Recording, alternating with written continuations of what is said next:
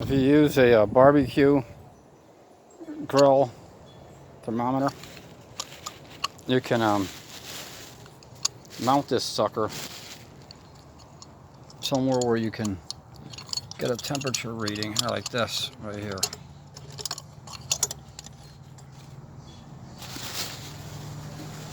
Alright, now watch this.